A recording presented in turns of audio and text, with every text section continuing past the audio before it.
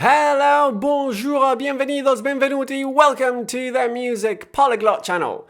Today we are going to have a look at That's What I Want by Lil Nas X.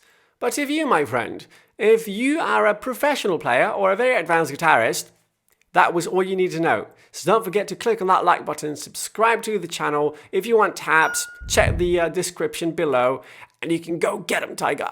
For the rest of us, let's break everything down in a close-up. Okay, so let's begin by looking at the little chord sequence in the intro and verse. First, let me show you the chords. We have a C sharp minor. Then you have a G sharp minor. And then you go up to a B major on the 7th fret. Okay, so those are the three chords that make up the main sequence. And the rhythm goes like this. 1, 2, 3, 4.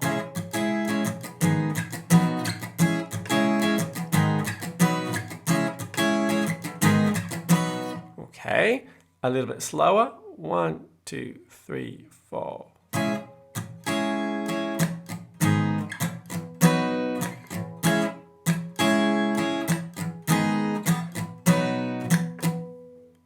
Okay, so as you can see with my right hand, I'm always alternating down, up, down, up, down, up, down, up. Essentially, my hand always goes down on the beat. 1, 2, 3, 4, and it goes up on the up beats. 1 and 2 and 3 and 4 and 1 and 2 and 3 and 4 and. Now that we know that, let's look at the rhythm. So on the C sharp minor, we have 1, 2, and. Did you notice how that 2 was actually muted? So I do strum, but I'm releasing tension here on my left hand so as to mute the strings. So again, 1, 2, and. All right. Then notice how my hand immediately goes down because you have a third beat. 1, 2, and 3. And then we'll strum the and of 3, which will be an upstroke. So you have 1, 2, and. Okay, and then on 4 and you strum, but both strums are muted like this. 1, 2, and 3 and 4 and again 1.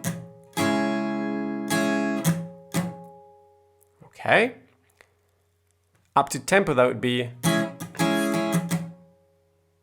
Then you change chords, so you just go to that G sharp minor, and here the rhythm goes 1, 2, and 3, 4, and. So a lot simpler. You strum and you want the chord to ring out on 1, then on 2 and you strum but it's muted, 2 and, you can do that as you move up to the 7th fret for the B major, then you strum on 3, 3, 4, and.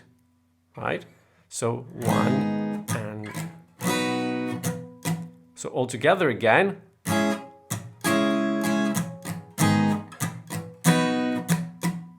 Great.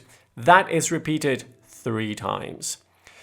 After the 3rd time, on the 4th time, the chord sequence will change and the rhythm remains exactly the same, but the chord sequence goes F sharp minor, and then up to A as a bar chord on the 5th fret, and then down to a G sharp. This time though, major, so you need to add that 2nd finger on. Beautiful. Okay, I know that there's a lot of kind of versions on YouTube lying about that show you how to play this with a capo. Yeah, that's not how it's played on the actual recording. And because you need to get all the way down here to the 2nd fret, placing a capo on the 4th doesn't really help you because then you can't get the F sharp minor.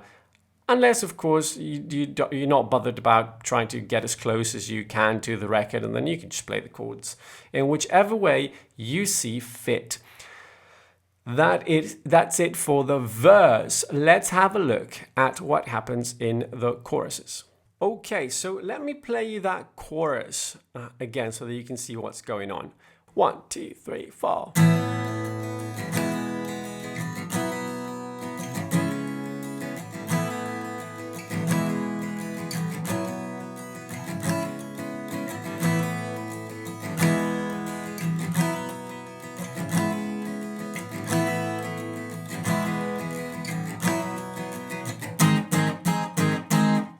Cool. All right. So as you can see, again, we have a main chord sequence plus an ending, right? Let me show you the 4 main chords. Chord number 1, A sus2. I advise you to play that with fingers 2 and 3, because then it's easier to move on to our second chord, E major. Regular open E major. Chord number 3, it's a B sus4. But really what you have to think about is that what you are doing is you're playing a B power chord with the pinky. Okay, so that's a B power chord shape. And the B string together with the E string are open. So make sure that you're not barring, right? You don't want to bar. It's a nice open power chord with an open B and an open E. And then for chord number 4, easy, because all you need to do is to take the exact same shape up 2 frets to a C sharp minor, and then also have the open B and the open E. So that gives you that C sharp minor 7 open. Right. So those are the 4 chords. In terms of the rhythm, really simple. Remember how we have that hand going 1 and 2 and 3 and 4 and well, now you just have to strum everything open. 1 and 2 and 3 and 4 and it's 1 chord per bar. 2 and 3 and 4 and 1 and 2 and 3 and 4 and. Okay, tiny little detail. You want to emphasize the beat and play everything else really softly, like this. 1, 2, 3, 4.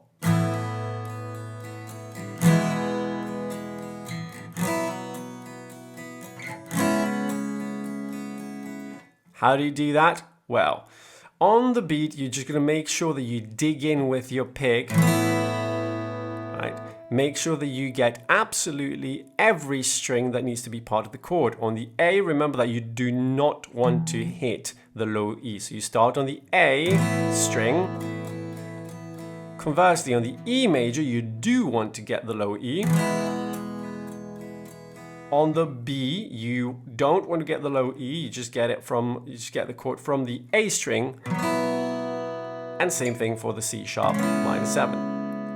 Okay, so dig in, strum hard on the beat, and then immediately come off. And then it becomes a very gentle, almost just brushing on the strings. And notice how it's actually just the top strings. You know, you don't even have to make sure that you get all 5 or 6 strings on every strum, just on the beat. And then brush on the top 3 strings.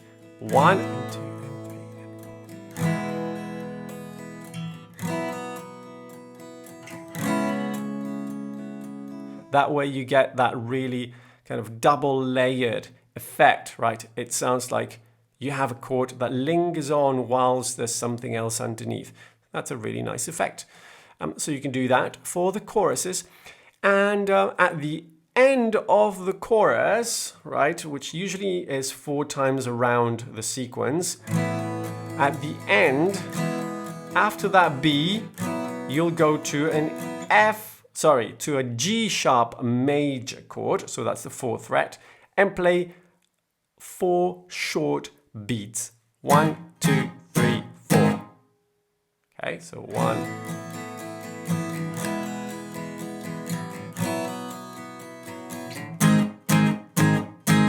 Cool, and that's the end of the chorus. Then we have a bridge that actually has no guitar in it, but if you want to play the chords, it's the same chords as the chorus. All you have to do is just hold them for the whole bar. Okay. Now, in order to keep time, remember that your hand has to be going down on the beat, and that's really the best way to make sure that you're playing those chords in time. So make sure that you go 1, 2, 3, 4. See, my right hand is still going down, even though I'm not playing, but because it's doing that, I'm playing my chords right in time.